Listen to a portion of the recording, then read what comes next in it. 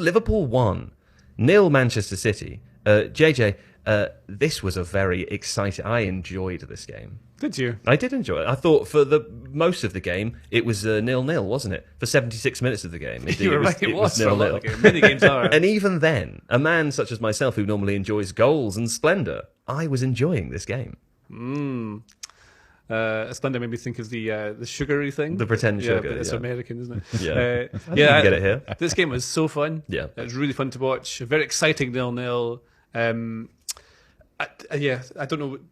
It was really interesting tactically as well. When you break it down, we did a video on it on Tifo IRL, which you can see on the internet. Yeah. It's lots of things on the internet. Loads of things that were really interesting. I think some of the things you pointed out were that you saw Bernardo Silva dropping deep with Gundogan and swapping around. Like, did they do that before? They do it all the time. Like, Bernardo is amazing at dropping deep. You think of him as an attacking player, like a right winger sometimes, coming onto his left, and he's brilliant there. But he tends to play very much in the middle of the pitch in the last couple of seasons, dropping deep to help him build up phases. He is one of the best players, it's too superlative, but one of the best players I've seen at, like, being able to just control the ball in tight spaces and go around people. He's incredible at carrying it under tight situations. Quite undervalued as a skill, isn't it? Honestly, if he was at Barcelona, if they had managed to get him in the summer, you'd think he was one of the best players in the world. I'm going too nuts. Sure. I don't think you are. I think that's okay. I think he's brilliant. I think he's brilliant too. And so doing that is really useful for the way City want to play. But if you look at the average positions, or just watch the game, you see that Bernardo Silva was often, although he was playing deep to help a build up and was sometimes on the right and sometimes on the left, he was mostly helping to double up with Phil Foden on that left side of City's attack. So it's almost as if, although City knew that Liverpool probably play that 4-2-3-1 that they've changed to, so they could easily beat them with a 3 in midfield. Well, Firmino drops in to make it a 3. They could flood that bit. Instead, they were flooding the wide areas to try and dominate them there. Stopping them being able to play. And we know that lots of teams focus on Liverpool's right side recently because it's been weak. It just has, with AlexanderArnold there, really exposed, with Salah not helping him out on the right side. Harvey Elliott's been playing right side midfield, not helping out as much as you want. So lots of reasons for AlexanderArnold struggling a little bit at that, but he's not in the team. And Milner, I thought, was excellent at right back. He was very good, wasn't he? It was. I suppose he's doing something very different to what Alexander-Arnold does. By the way, I mean, we are going to come on to talk about Liverpool, who won the game. But I think this is an interesting point to observe. I think it would be easy to watch that game and go, "Oh, James Milner's a better right back than Alexander-Arnold." He's just doing a completely different thing. Yeah, he's not like. And I think I said this in my Tifo IRL video, is that. Remember, like, Alexander-Arnold is a really special player. I think Gary Neville did a really good bit on this at Monday Night Football the other week. If anyone's not seen it, it was really good. But he's an incredibly talented player. He's a really attacking player. And when Liverpool are in the ascendancy, to quote Pro Evo commentary, they push right up the pitch. He can then create in those really difficult areas to create from, whether it's deep and wide or like in this middle section or half space, anything like that. Brilliant player. He can defend. We know that. He just sometimes get caught in the wrong position, as you would when it's not your natural skill set. But like, you take all the good because the bad's so rare. But teams are just finding a way to get past Liverpool because they're weak all over the place at the moment. Yeah. There's loads of structural issues there.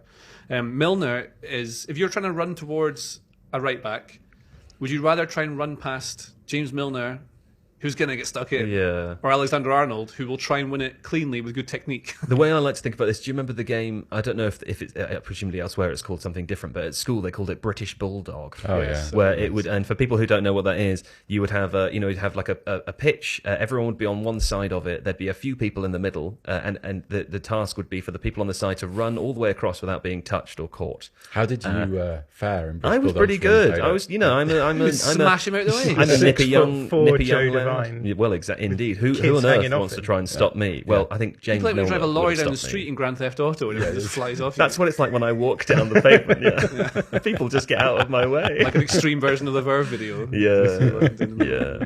Anyway, Mo Salah, I think he was better in this game than I've seen him for such a long time. He was exhilarating Well, to I'll watch. tell you why that is. So Yeah, please do. For this season, the change in structure for Liverpool means that Salah is very much in the wide right. And what they do, I've been reading Pep Linders' book. He's the assistant manager at Liverpool, and they keep talking about these flexible triangles on the right and the left. They always play wide triangles.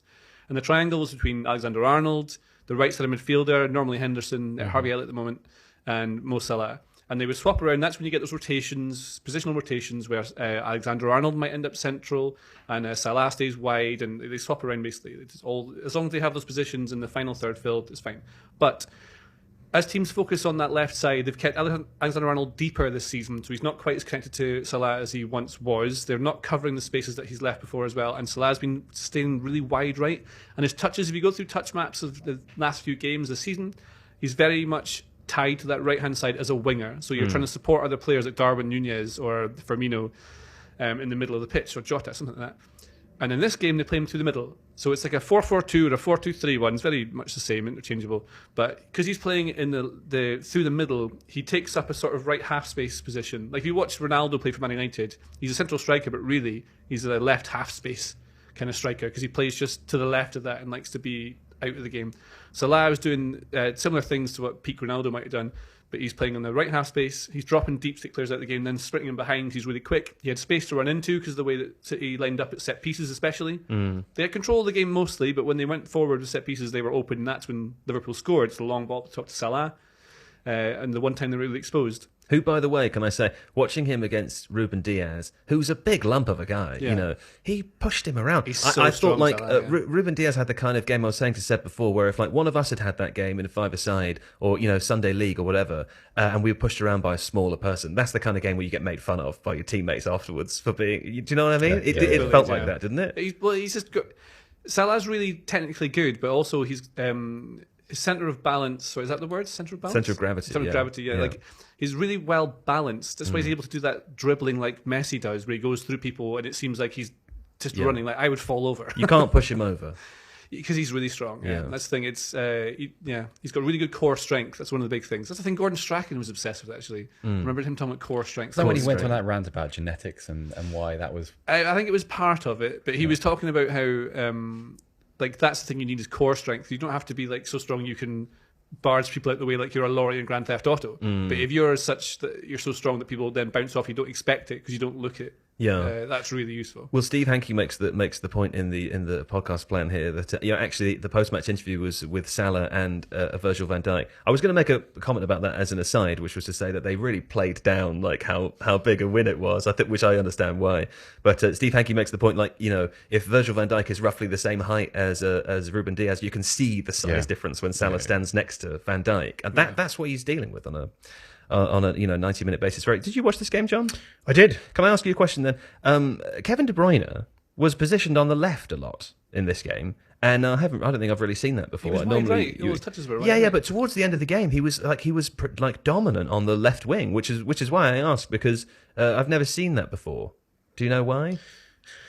I'm not sure. I think part of the confusion about the way that Man City was setting up was because we often expect to see Cancelo on the left-hand side. Obviously, Cancelo's over on the right for this game. And that meant that I think a lot of Man City's attacking patterns look quite different. We often see them doing a lot of like overloading on the left-hand side to then get the ball to someone like Mahrez on the right, isolated. And I wonder whether or not that was just a last throw of the dice by Pep to try and get this one going. But try and break through. Yeah, it was a really interesting game. What I think, I mean, here's Jon Mackenzie to talk about boring off-ball stuff. Sure.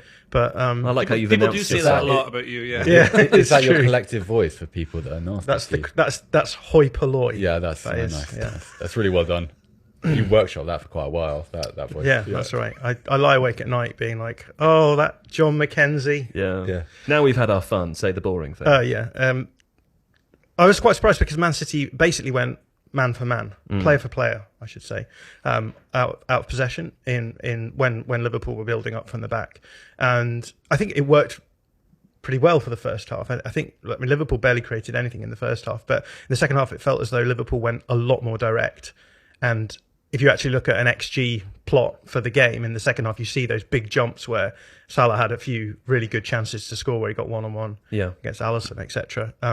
And obviously towards the end, the game sort of opened out a little bit more. But I did feel as though the going player for player, like it exposes you, because you do end up with those 1v1 duels, and if they don't go well, you can be pulled apart. And obviously that's what happened for the goal, was that Cancelo was left 1v1 with Salah. Now, I think you would obviously leave your fullback in those sorts of situations straight from a set piece. Yeah. But usually we talk a lot about rest defence, and usually you would have a more robust rest defence structure, I think, in those situations. But it literally meant that Alisson could just find Salah. Salah could roll Cancelo, and then he was through on goal. So it seemed like a really high risk strategy to me. But this game actually felt, and I'm going to get panned for this, but I'm going to say it anyway. Okay.